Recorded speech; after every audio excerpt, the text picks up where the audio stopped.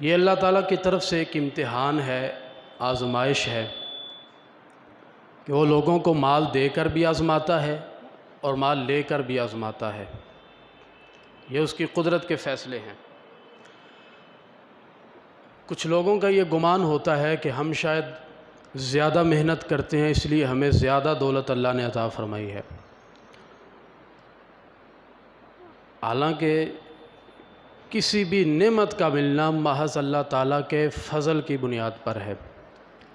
اللہ تعالیٰ اپنے فضل کے ذریعے بندے کو غنی کرتا ہے، انسان کا اس میں کوئی کمال نہیں۔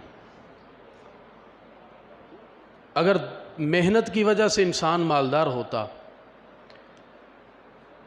تو سب سے زیادہ محنت ایک مزدور کرتا ہے۔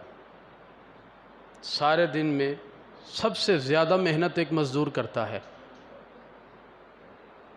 اس کی سارے دن کی جو مزدوری ہے اس سے دگنی مزدوری وہ مستری لے کر جاتا ہے جو اس سے آدھی محنت کرتا ہے۔ تو فضیلت کا معیار محنت نہ ہوا کہ اللہ نے اگر اسے زیادہ مال دیا ہے، اس کی وجہ یہ نہیں کہ اس نے محنت زیادہ کی ہے۔ اس شخص کو اگر زیادہ مزدوری ملی ہے، اس کی وجہ یہ ہے کہ اس بندے کے پاس ایک فن ہے، وہ صاحب فن آدمی ہے، وہ ایک کام کے اندر مہارت رکھتا ہے، اور اس کام کے اندر مہارت رکھنا اس کا کمال نہیں، یہ رب تعالیٰ کی طرف سے عطا ہے۔ بڑے ایسے لوگ ہیں جو کسی بھی کام کو سیکھنے میں وقت گزارتے ہیں، لیکن ہر بندہ کاریگر نہیں بن پاتا، محنت کرتے ہیں۔ میاں صاحب نے فرمایا تھا، مالی دا کم پانی لانا تیو مشکاں پر پر لاوے، مالک دا کم پھل پھل لانا او لاوے یا نہ لاوے۔ مالی کا کام ہے باغبانی کرنا، پودوں کو پانی دینا، پھل لگانے ہیں، پھول لگانے ہیں، یہ مالک کا کام ہے، مالی کا کام نہیں۔ تو اسی طرح ہمارا کام ہے محنت کرنا، ہمیں کتنا دینا ہے، کس طرح نوازنا ہے، یہ مالک کا فیصلہ ہے، یہ ہمارا فیصلہ نہیں ہے۔ تو جس کے پاس دولت ہے وہ اللہ کا فضل ہے، اور جس کے پاس مفلسی ہے یہ اللہ کی طرف سے آزمائش ہے۔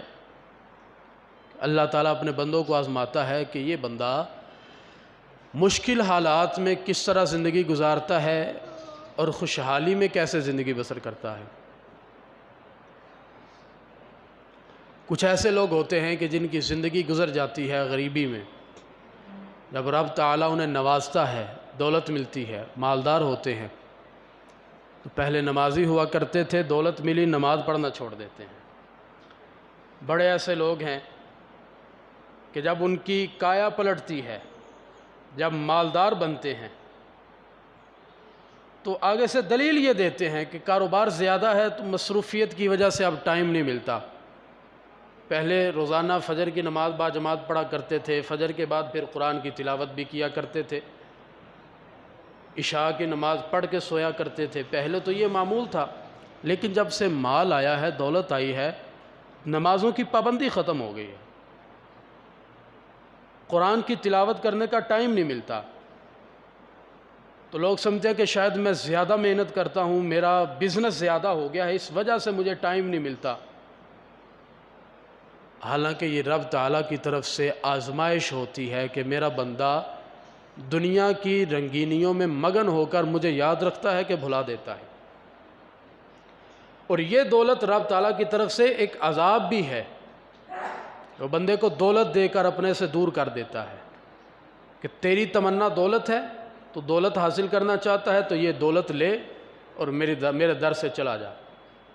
تو وہ بندہ پھر ساری زندگی دولت اکٹھی کرتا رہتا ہے، کوٹھی بنا لی، کاریں بنا لی، کاروبار تیز سے تیز تر ہو گیا، آسمان کی بلندیوں کو چھونے لگ گیا۔ چودھری صاحب کا بڑا کاروبار ہے، چودھری صاحب نے فلاں جگہ پر کام شروع کیا تھا، گاؤں سے شہر میں آئے تو اتنا بزنس کر لیا، لیکن جو ان کا معمول گاؤں کے اندر تھا، جو ان کا تعلق مسجد کے ساتھ تھا، اب وہ ان کا تعلق ختم ہو گیا ہے۔